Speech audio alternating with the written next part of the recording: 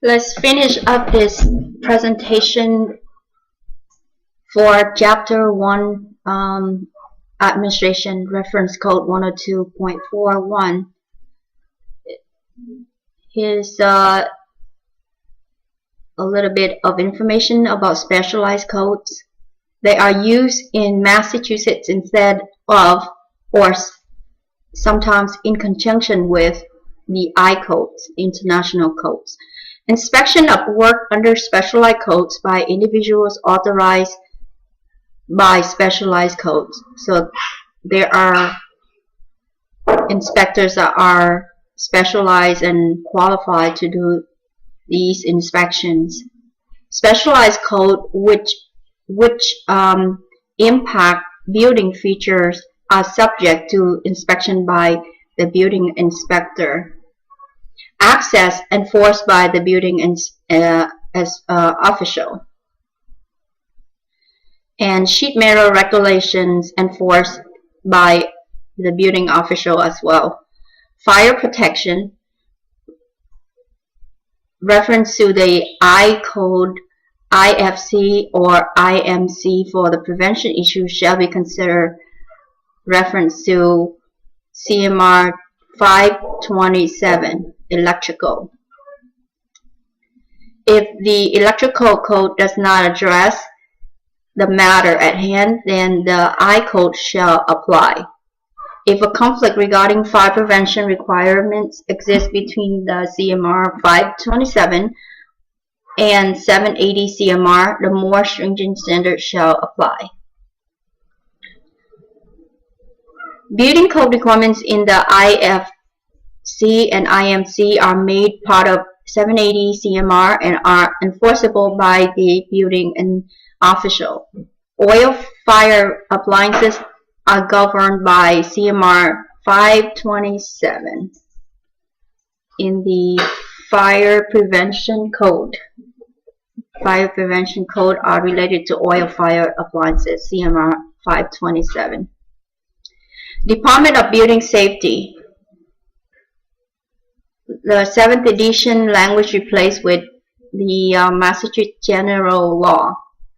Coordination of inspections. It shall be the duty of enforcement officials involved to coordinate their inspections and make the orders as fully as practical.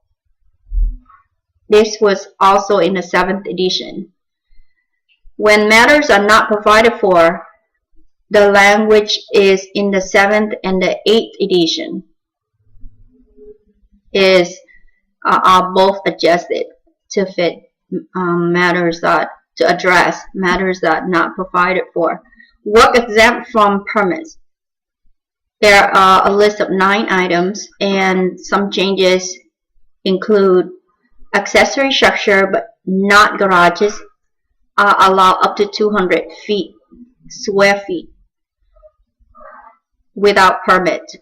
Prefabricated or portable swimming pools that are less than 24 inches deep. Window awning supported by an exterior wall which do not project more than 54 inches. That's a little bit over 4 feet. From the exterior wall and do not require additional support. Decks not exceeding 200 feet in area, not more than 30 inches above grade, so a little bit over 2 feet, at any point are not attached to a dwelling and do not serve the exit door. So all these conditions must be met to be exempt from taking out a permit. Greenhouses with plastic film exemption is not in the 8th but was in the 7th, and it was part of the Acts of 1983. Application for permit. Care facilities are addressed in the 8th edition. Other requirements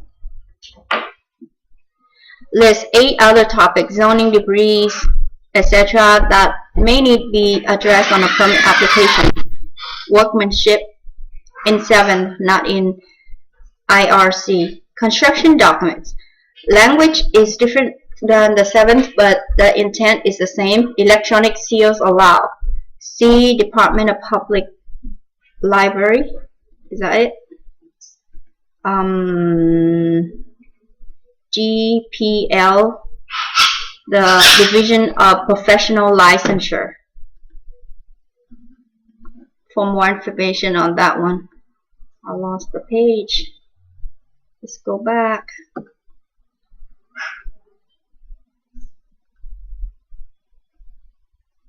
This is long. Okay.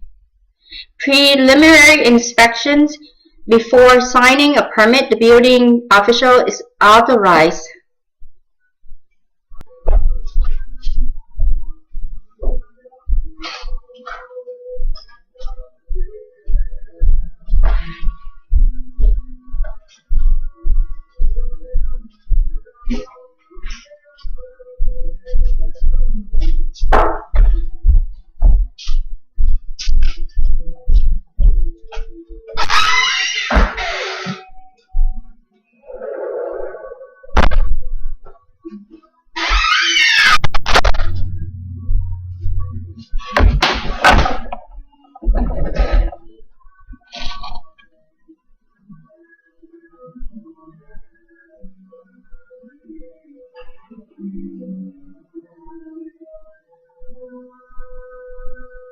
design criteria.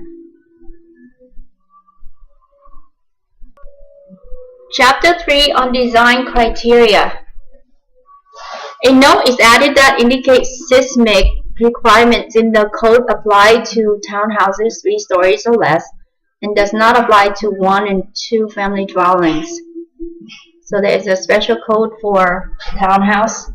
A fourth alternative is added to the list of 3 in the IRC, which allows the use of the AF and PA prescriptive residential wood deck construction guide. The AF and PA guide to wood construction in high wind areas for 1 and 2 family dwellings, 110 mph exposure B and Massachusetts checklist in 8th edition as it was in the 7th edition. This section covers glazing protection in witch-born breeze regions.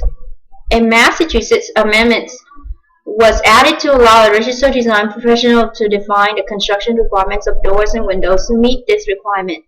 This amendment was added primarily to address the needs of mill workshops with low production volume.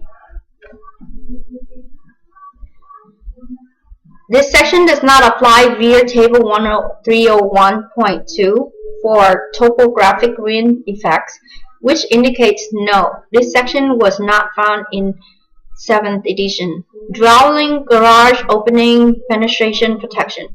Like the 7th, the 8th does not allow a door directly into a sleeping room.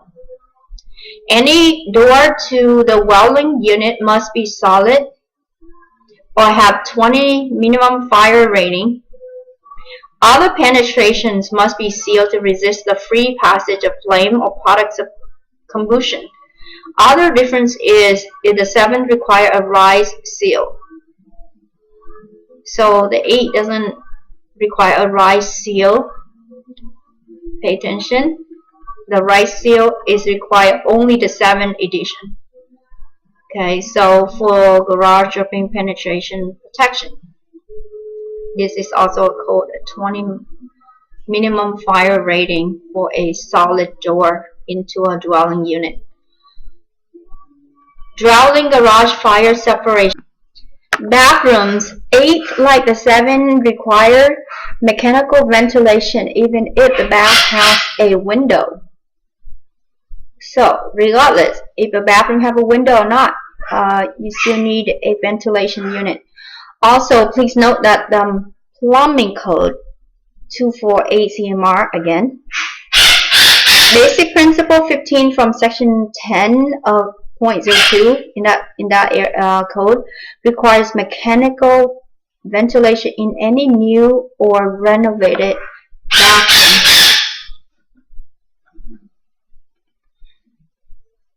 Sunroom additions. The open or screen area of sunroom additions is reduced from 65% to 40%. Minimum area. The area is reduced from 150 square feet to 120 square feet in the new edition. Ceiling height. Ceiling height of habitable basements of 6 feet and 8 inches is retained. So a little bit shy of 7 feet for ceiling height of basements that can be finished and used to live in. Emergency escape and rescue openings. All new basements require one opening. New exception for basements under 200 square feet used only to house mechanical equipment. And if it's less than 20 square feet that used for storing mechanical equipment, then you don't need an opening, a bulkhead or exit. Double hung windows of 3.3 square feet are still allowed, along with dimensions of 20 by 24 in either direction. Also, the I code allows the window to be located under a deck in certain cases. Means of egress.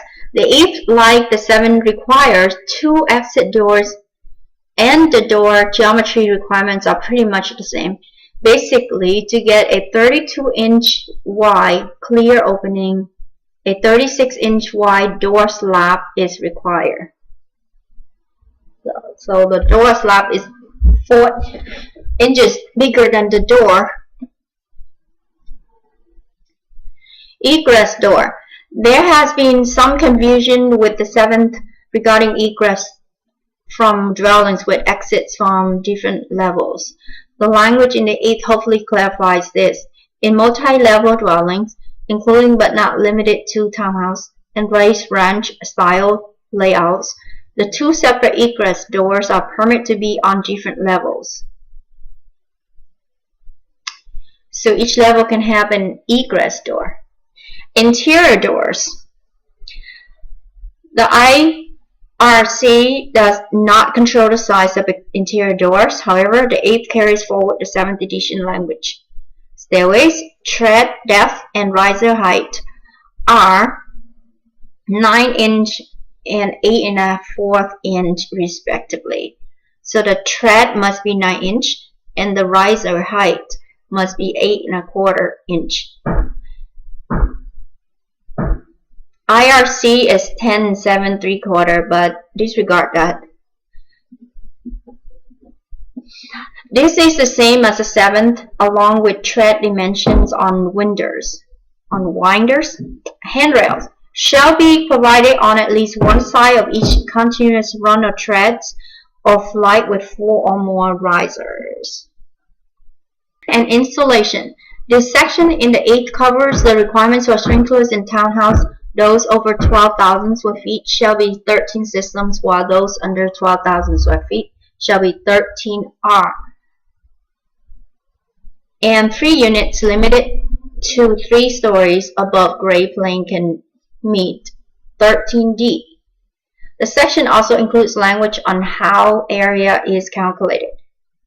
1 and 2 family dwelling automatic fire sprinkler system.